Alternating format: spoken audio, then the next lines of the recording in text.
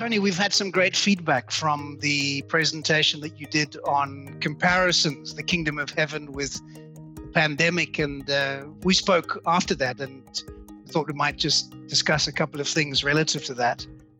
The first thing I want to ask you is particularly around the pandemic and what you highlighted as the comparisons with the advancing of the kingdom. What are you expecting to see now as a result of us coming out of this lockdown season? Nobody knows how long it's going to be, but any thoughts on that particularly? No, we've just been extended here for longer, so it gives me more time to think, I guess, for an answer like this. But I do believe that a few things, really. I believe there's going to be a rapid increase of kingdom understanding and reasoning from a big picture. I think there's been a lot in Christianity of just reasoning.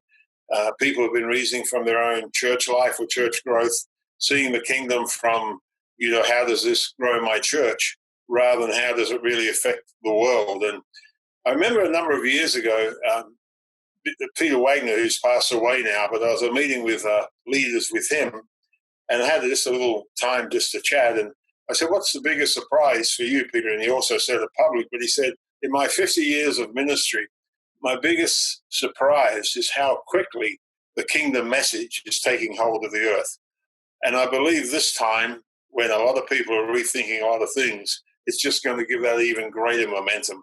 And so I think that's right before us. And so I think we're going to see an increase of grassroots movement that spreads right across, the face of culture and society. Probably increase the signs and wonders, which will be exciting. Someone once said God does a sign and the rest of us wonder.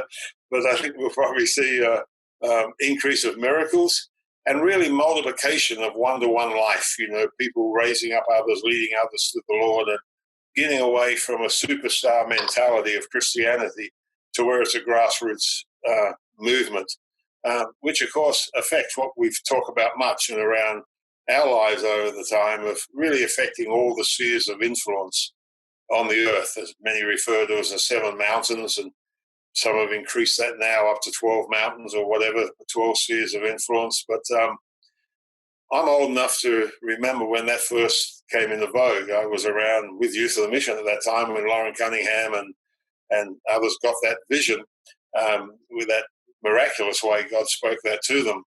And others have picked it up in later years, but I think we're probably living in the full release of that, of seeing all these spheres of influence dynamically affected for the kingdom. One of the things that we spoke about in the previous episodes was this whole idea of the new norm or the new normal.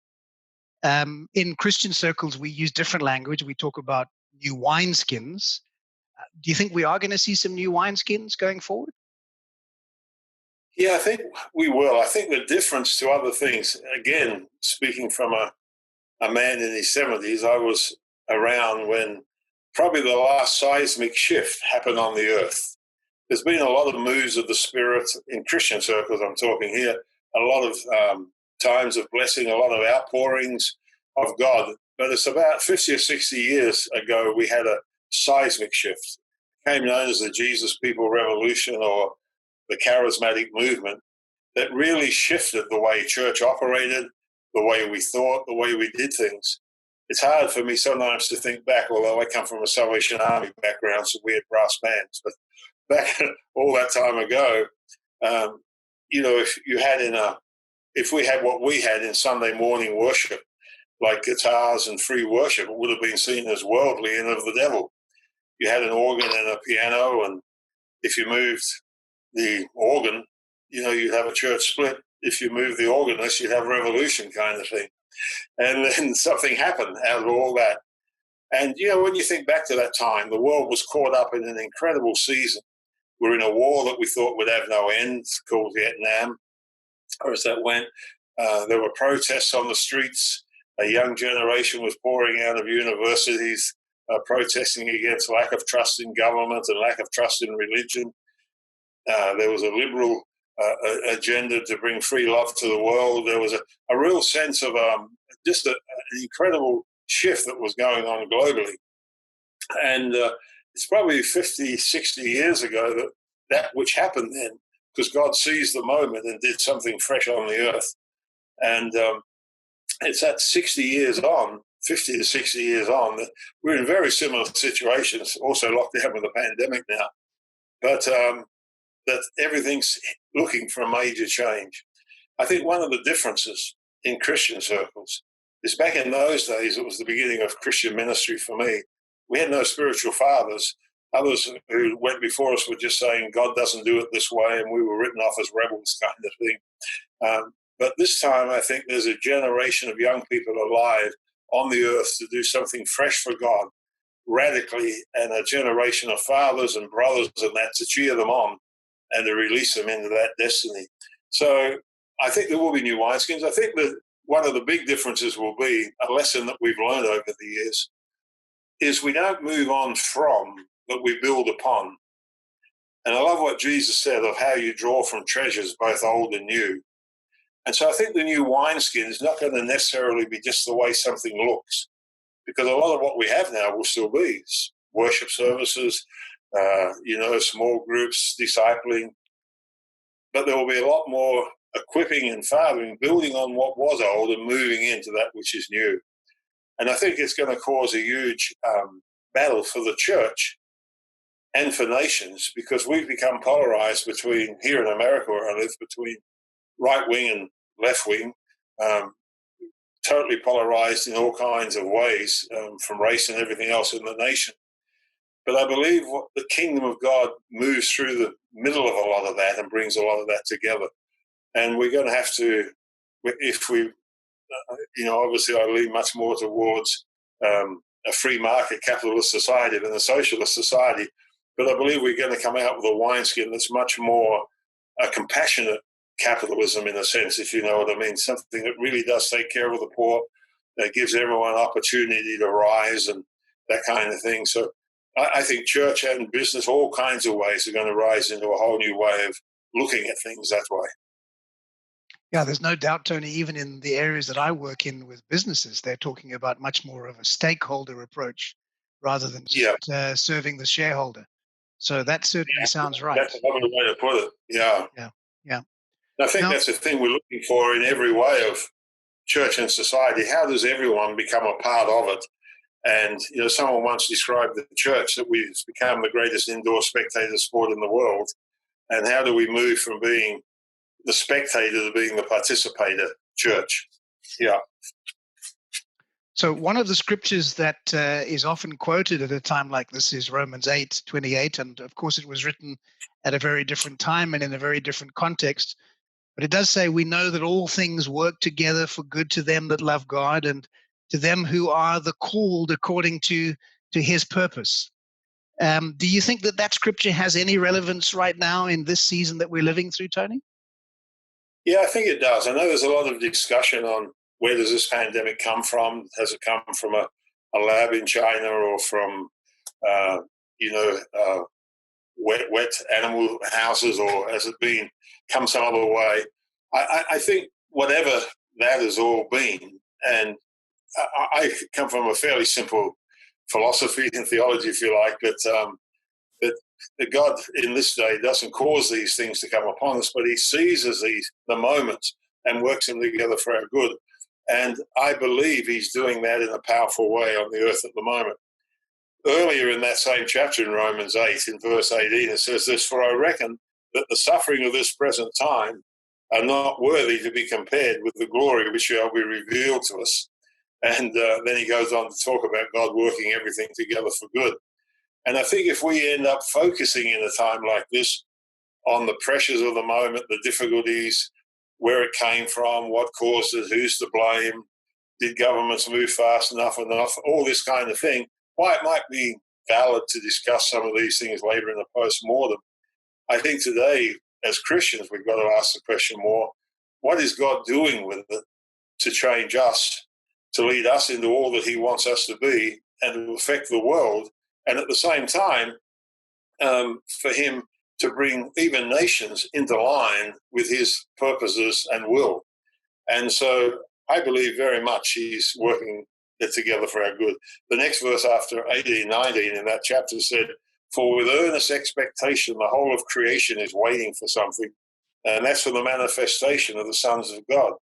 Well, I think what that simply means is Christians becoming true Christians, believers becoming believers, believers becoming the servants to the world, not the judge of the world, believers becoming the ones that carry the compassionate heart and the passionate heart of Jesus to the world. And so I sense very much right now we're in this time of God working it together for our good. I believe he's cleansing the church. He's revealing more of our understanding, taking out selfish motivation, taking us away from just a program, meeting-based existence to where we're family-related and organically operating, although some of these other things will still be part of the new wineskin. But it's the motive and the heart behind it.